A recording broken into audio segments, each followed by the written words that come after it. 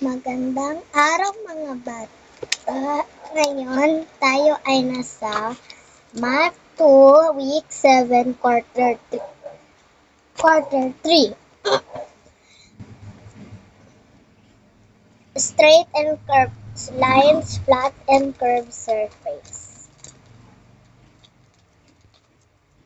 Ito po ang pamagat ng ating aralin.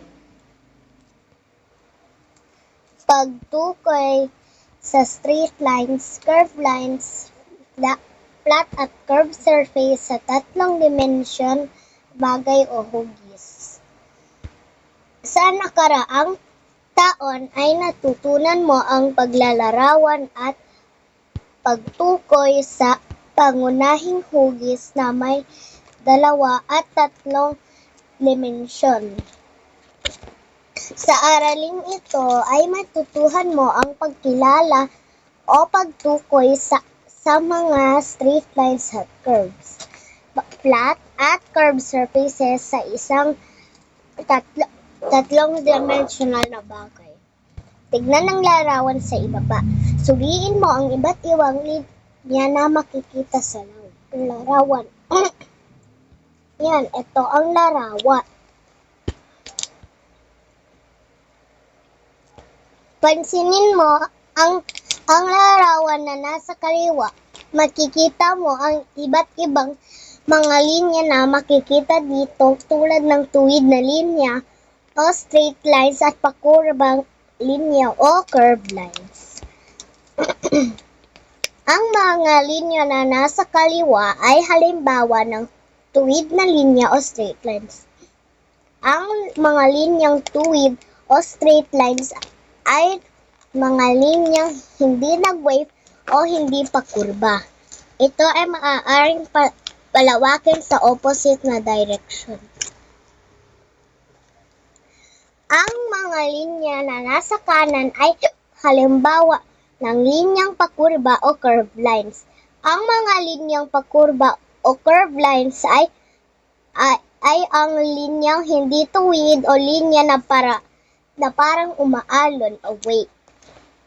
Ang mga larawan ay nasa kanan ay nagpapakita ng curved surface.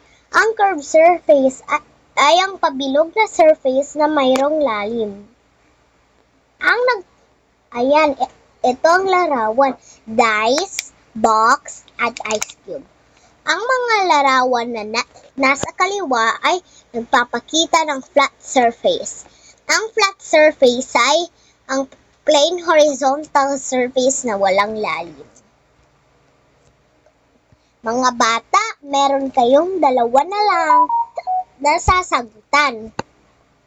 Ayan, 2 na lang sasagutan. Una muna ay gawain sa pagkatuto bilangon. Isulat sapat lang ang SL kung ang linya ay tuwid o straight line. At CL naman kung ito ay pakurbang linya o curved line. Isulat ang sagot sa iyong sagutang papel. Halimbawa, ito ay curved line. So, ang sagot dito ay CL. Ito. Number 1.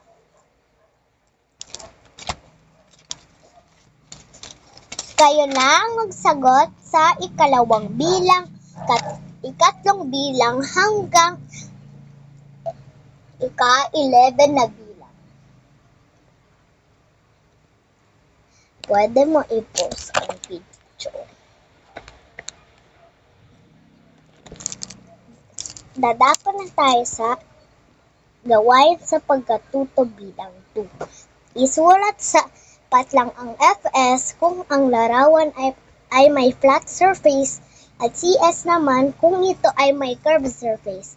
Isulat ang sa iyong sagutang papel. Pwede nyo i-post ang video.